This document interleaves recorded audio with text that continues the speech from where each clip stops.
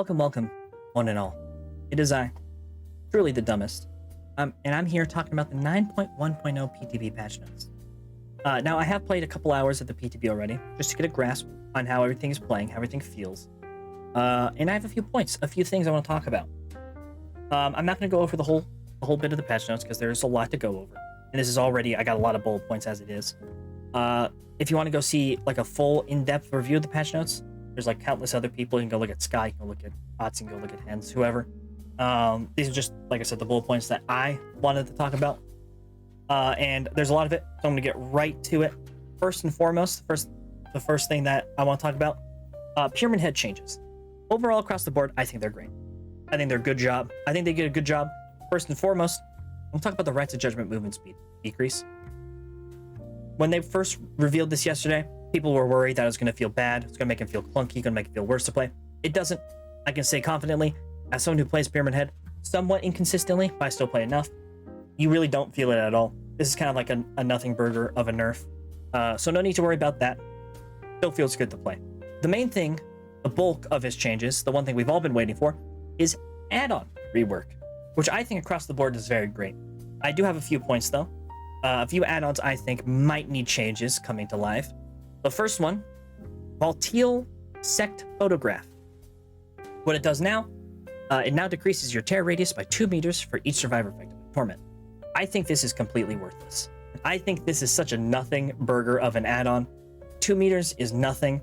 Usually you'll have maybe 2, if you're lucky, 3 people tormented at a time, which means on average you'll have minus 4 meters, so that's 28 meter tear radius. At most, if you were to say have everyone infected with torment, which is very rare to happen, you'll have minus 8 meters, which is only 24. This will be very niche at best the way it is. Maybe you compare it with Monitor. I don't see you being able to do that though, because it's so fucking pointless. And most of the time when you're tormenting survivors, you wanna throw them in a cage or hit them with Final Judgment anyway. But even then, unless you want to play a Slug Pyramid Head build, you're not gonna get value out of this. I think if they wanted to make this a usable add-on, they would have to at least double it. I think 4 might be good. Maybe 3. I don't see it being useful as it is though. That's all I want to say on it. The next add-on I want to talk about is the Burning Man painting, which now reveals the auras of survivors within 3 meters for 6 seconds upon missing a punishment of the damned attack. I used this one a couple of times on the PTB because I want to see how it felt. Oh, Jesus. I want to see how it felt. I guarantee you if this went to live, you would never see anyone use it. You're not going to get value out of this. 3 meters is a bee's dick worth of range in the grand scheme of Dead by Daylight. I think if they want to make this one useful, it would have to be at least 6 meters. I think 8 meters would be fine. Even if it meant they nerfed the aura reading by a second or 2, I think it's a fine trade-off. Because as it is, you will never get value out of this. I didn't get any value out of this playing with the bots. And yeah, that's pretty much it. I think these two add-ons are pretty useless, pretty pointless. Other than that though, I think every single add-on, purple to gray, all fun, all good in their own way. But yeah, I'm not gonna get it. I want to move past that now. Onto his iridescence, which I think are the most interesting to talk about. First and foremost is the Obsidian Goblet. I think this add-on is actually too strong. What it does now is now allows punishment of the damned to destroy pallets and breakable walls, and increases the punishment's cooldown by 20%. Firstly, I think this is a typo, unless I'm the dumb one here, which is very possible. I think it's supposed to be 50% cooldown increase, which would be a bit significant. Nonetheless, though, I think this add-on is busted as shit. Because as it is right now, what you can do is you can zone them into dropping a pallet and then use your power, break the pallet, and then injure them all in one go. I think it's super strong. I think it may be too strong as it is. If it went to live like this, I would not be complaining because it's just, I'm a killer main. Anything that's super busted, I'm fine with. But I do think it's very strong, especially with such an inconsequential downside. Even with the 50%, I don't think it's a lot. I think if they were to nerf it in a fair way, I would make it so it prioritizes survivor hits. So let's say survivor vaults a pallet, then you use your ability, you try to break the pallet, hit the survivor, it'll hit the survivor, not break the pallet. I think that's the most fair way to nerf this. Because as it is, like I said, like 3 times now, Very strong. Too strong, in my opinion. But that's it for my thoughts on that. Overall, it's a very fun add-on. I very much like it, like using it a lot. Just a bit strong. As for his Iridescent Seal Metatron, now decreases punishment of the dam's range by 50%. Punishment of the dam's range increases by creating rights of judgment trails up to a maximum of 200%, then resets when punishment of the dam hits a survivor. Now, the way this works, it works kind of like a charge, like you're charging a weapon, like in Plants vs. Zombies, Electric Citron style. You drag your trail, and then over time, you'll build up a range increase by 200%. And then when you throw it, whenever next you injure a survivor, it'll reset that. So you can go ahead and throw this infinitely. As long as you're missing, you'll have infinite range, essentially. From the math that I saw, this paired with Lead Ring, which increases the punishment of the damned range by 25%, it can give you a 32 meter punishment of the damned. Right? Maybe that's like, it's about 30. I think it's the 30 meter punishment of the damned. If my math was right, which it probably wasn't. Once again, truly the dumbest. You know how it is. I have some gameplay of it, which I'll throw up right now. It is fucking hysterical to have a cross-map punishment of the damned. I absolutely love this add-on. I think it's perfect. I think honestly you could probably buff it a little bit. It's more of a meme add-on. It's still very fun. It's still very efficient. This is one of their best iridescent add-ons design-wise. Period. Across the board, the add-on changes are very great. I think it gives Pyramid Head like an actual good arsenal of add-ons. Now, I beg of you, can we please get this for Deathslinger? Because something like this for Deathslinger would be absolutely fantastic. Moving on, though, to a set of changes which I, quite frankly, find really fucking baffling, and that's the clown changes. Now, they made it so they increased the effect of Afterpiece Antidote to 12%, which is a 2% increase. But they also decreased the time. Oh no, I misread that. They decreased the time it takes for the clown to activate by 1 second. This feels good. This feels almost negligible as someone who doesn't play clown. The problem starts to come along with the Afterpiece Tonic nerfs. First of all, they nerfed it by 3%. Now it's 12% hindered. The one thing that new Freddy had over Clown was the fact that Clown had a 15% hindered and Freddy had a 12. Now they both have 12. What the fuck is the point of playing Clown? And on top of all of that, they decreased the hindered effect linger time from Afterpiece Tonic to 1 second from 2. So now not only are you moving a fairly decent amount slower, 3% is a fairly decent amount for hindered, but you're moving, but it's slow, it's faster or shorter. So it just, while this feels slightly better, this feels infinitely worse. It feels so much worse. I don't know what they were thinking with this. The bottle changes, the reload changes are very nice. They feel very good. I'm not even going to pretend like it just feels great. It feels very good. But we're not done. We're not done with this nerf. On top of the fact that they decided to mega nerf his Afterpiece Tonic, they decided to mega nerf all of his add-ons.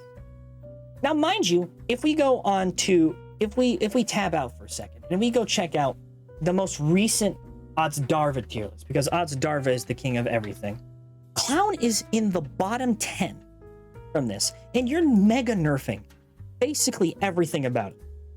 Like I said, this feels nice. Not that. Just this. This feels nice. This feels nice. This is negligible.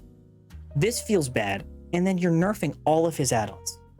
Clown is not good. Clown has never been a good killer. Clown has been bottom 10. At best, he's been bottom 15. There is no reason in the world we should be buffing him and giving him such strong nerfs.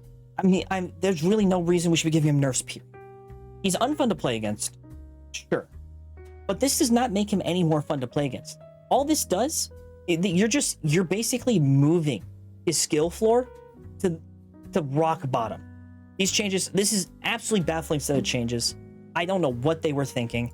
I don't know why they thought this would be a good idea. I don't understand the thought process behind this at all. In my humble opinion, revert every single change you've made here except for these two. You could add these two. You could give him a half a second reload and he would still not be that good. He would still be very mediocre. Nonetheless, though, I want to move on try to get the positivity up a bit with these pig changes. I like the pig changes. I'm not a huge pig fan. I play her every once in a while, though. I play her probably more than I do Clown and Pyramid Head. I think these changes are pretty good across the board. I have no problems with them. If I were to say one thing about it, I think that they should increase the ambush duration by 0.2 seconds. I think if they did that, Pig would probably be a pretty solid killer. She would still not be great. She'd still probably be bottom, I don't know, or mid C tier, maybe bottom C tier.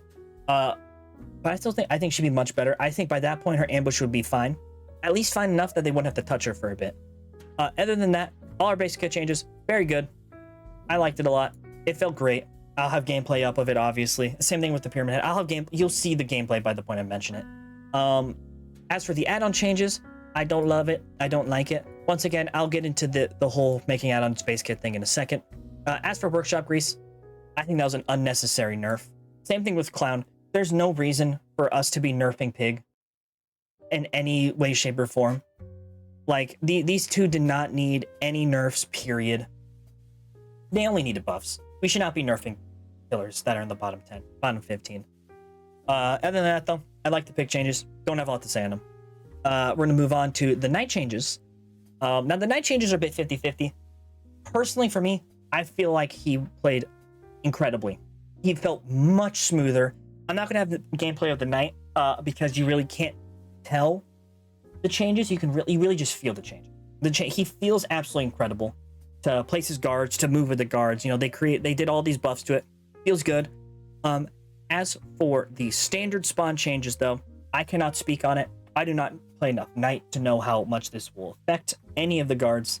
If you want a good opinion on how that will turn out, you can go ahead and check out ZM Pixie. I'll leave her channel in the description below.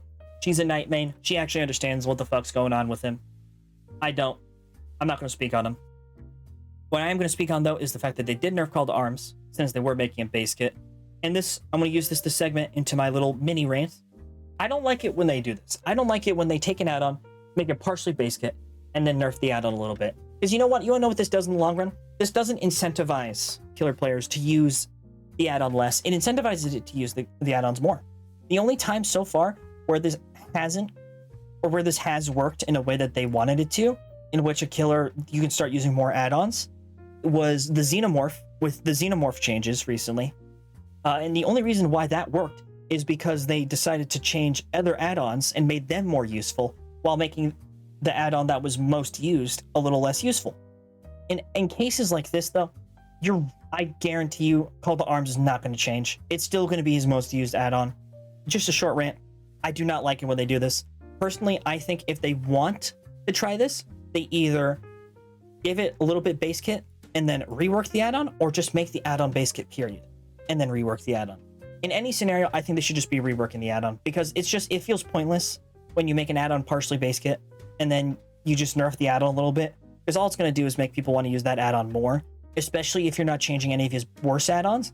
Knight has like 3 usable add-ons. You might as well just rework his add-ons as well. So I'm going to go ahead. I want to move on to the perks. Move past this. We'll get into all of this later.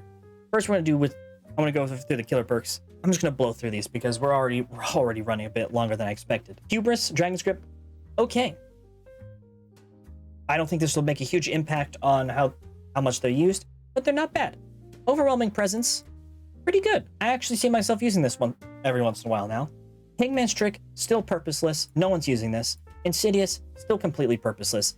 I don't know why they are so opposed to just reworking this perk. I saw a suggestion which I think is a great idea. Just make Insidious base or undetectable lethal pursuer.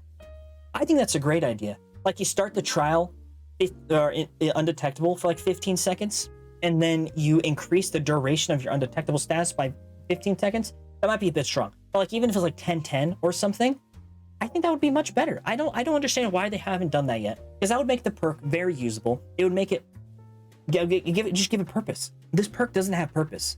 I used it a couple times in the PTB. That 1 second may be good for killers who have the ability to stand still for a second. Everyone else, though, you should be on the move constantly. You never want to be sitting still as any killer. There is no reason in the world for you to be sitting still. This perk is just, it's ridiculous. in concept.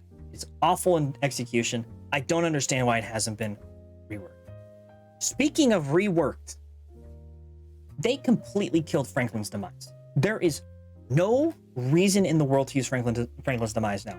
It is, in my opinion, one of the worst perks in the game for Killer.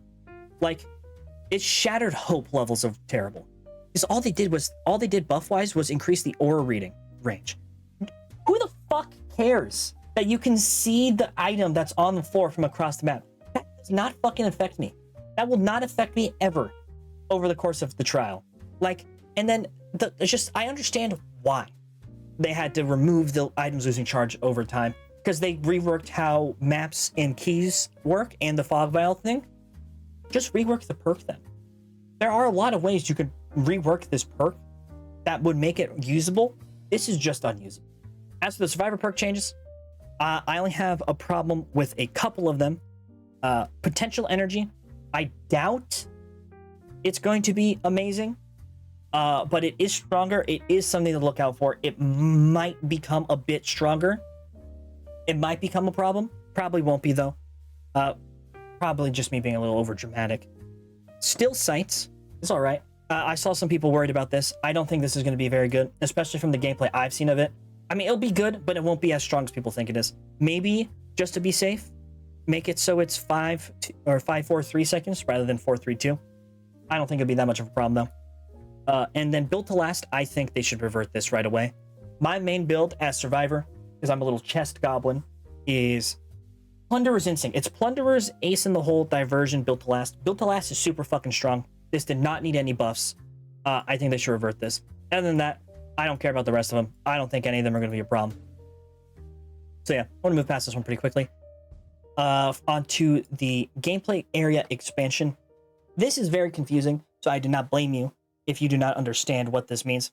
Essentially, what this is when you're rocking Rick Grimes, Norman Reedus, Michonne, all the Walking Dead characters, a tile will spawn in the Garden of Joy map, which I will be showing gameplay of here. Obviously, you're already seeing it.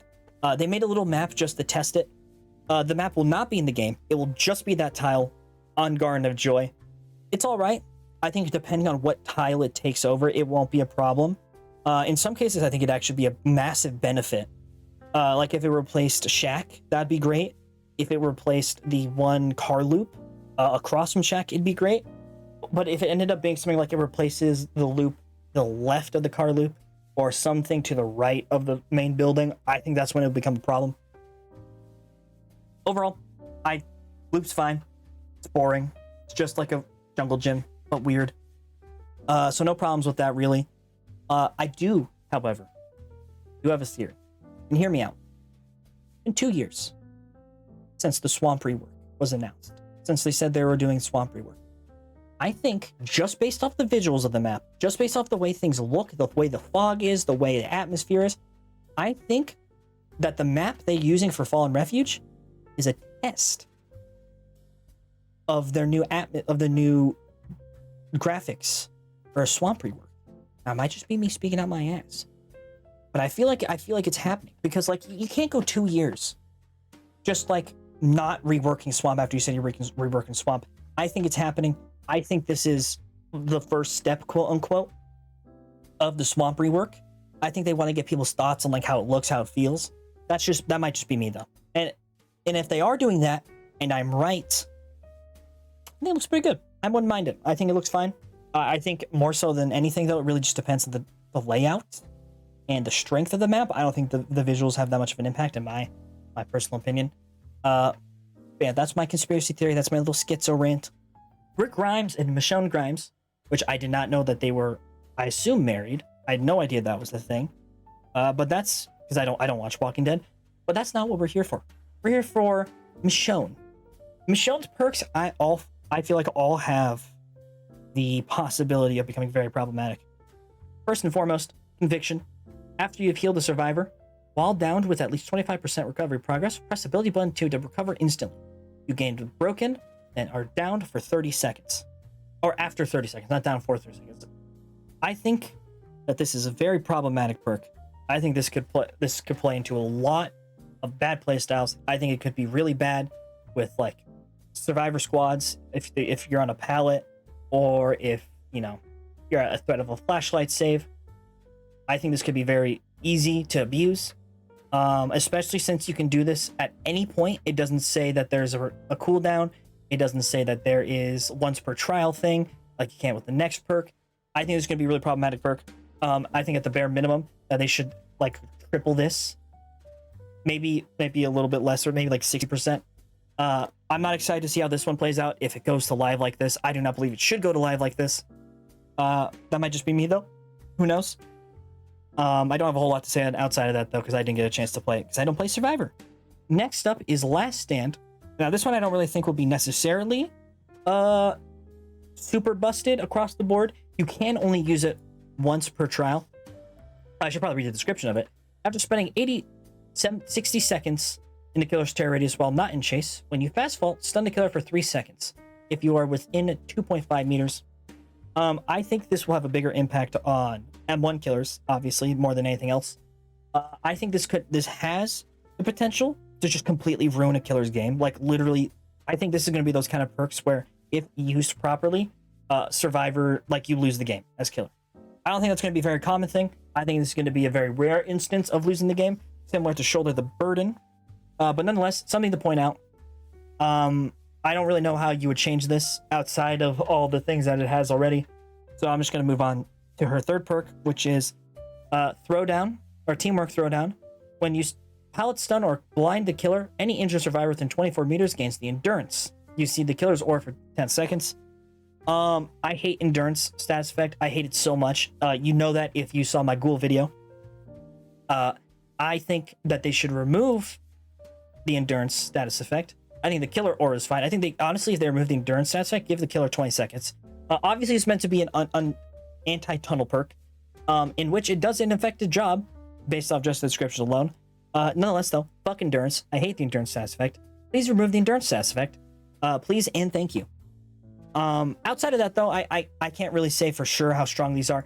I didn't get a chance to use them. I haven't played against them, obviously. I don't intend to, because the PTB is just not that interesting, me personally. Overall, though, I feel like every single one of these perks has I think this one is going to be inherently busted and needs nerfs. I think these two have the ability to be busted. It really just depends on how they go to live. I think you could nerf both of them and they'd be fine. As for Daryl's perk or Rick's perks, they're nothing burgers. This one's all right. That's all for that stuff. I'll move on to my last couple bullet points, which are all Survivor items. First and foremost, the Fog Vial. I think it's pretty cool. I think it looks like fun to play against. I only played against bots for my short time on the PTB, so I'm not sure how it'll go against real players. The only thing I think could possibly become an issue is the Visceral add-on. This is the one that makes so you can't see shit through it. Once again, though, I don't think it's going to become a problem, even remotely. I think it'll be a fun addition. I'm excited to see how it plays out, personally, which is, take it that what you will. I don't have anything else really to say about it. Just cool. Yeah. Moving on to the key rework. I don't have a whole lot to say on it either. Neither do I do the map rework, but I will be talking about both of them. I like it. Personally, I think they can honestly buff it a little bit. Make it so opening the hatch doesn't consume a charge, or even if it's like half a charge or something. That wouldn't make sense. I don't think it necessarily needs to charge to consume. That once again might just be me. The main thing I do like, though, and the main thing I want to point out the fact that you can open chests instantly and guarantee an item, rare rarity or a higher item. I'm speaking way too fast. Like I mentioned earlier, with Built to Last, I am a chest goblin, and I have a chest goblin build, so I appreciate this change. Thank you for that. I don't have anything else to mention, though. I don't really give a shit about keys. As for the map rework, I have two things to talk about. First and foremost, thank you for finally removing the ability to see trappers, traps, auras. I never understood why that was the thing. I felt like that was such an obvious thing to remove the second you decided to change maps, but it wasn't to them. They finally did it, though. Thank God. So trapper buff is always good. Other than that, though, I have one small concern about the beam. While revealing auras, press the use ability item to create a beam of light at your location. Generators within 32 meters of a beam of light are revealed to all survivors. The beam of light is only visible to survivors. I do not think inherently the ability to share generator auras is a problem. I think it's actually a very beneficial thing, especially for solo queue. And I think solo queue buffs are always a good thing. My main problem is, I think that this will give a massive increase to gen speeds across the board. Because obviously you're gonna have more information. You're gonna see where generators are. If you're like in a 3 gen left or even on an indoor map, you place the beam, all gen auras are visible to you. I think this could be a problem in the long term. I don't think it needs to be nerfed necessarily. Maybe you could nerf it, but I don't think it does need to be nerfed. I just think personally they need to add some sort of base kit gen slowdown. Not necessarily regression, although I think they could probably nerf gen kick or buff gen kick percentages in some way. I think mainly they need to have some sort of deadlock as base kit. Because with stuff like this, gens are going to start flying. I mean, gens are already kind of flying nowadays with the whole buffs to, or the whole removal of killing yourself on hook. I think it could be a long-term problem. It might not be. I could be over dramatic again. That's just my initial thoughts on this. Other than that, that's pretty much it. I have nothing else to talk about. Oh, I have one more thing. I very much enjoy the idea of them limiting all item add-ons to 5 each. I think that's a great thing. I hope that means they remove Hyptic Agent and Anti-Hemorrhagic and Blare a New Part. They probably won't. But it seems like they're going to start doing this for all the items. I hope they stick to that. I like that. Other than that, though, I got no more thoughts. Nothing else to add on this PTB. I hope I spoke a bit fast for a lot of this stuff. I tried to blow through it. I had a lot of bullet points, a lot of things to talk about. I hope you guys enjoyed this video. If you did, of course, don't forget to like and subscribe. Feel free to share your thoughts down below. I'm more than open to discussion on this. I love discussing balance changes in Dead by Daylight. Let me know if you guys like all this, if you think anything else is a problem, something I should have talked about.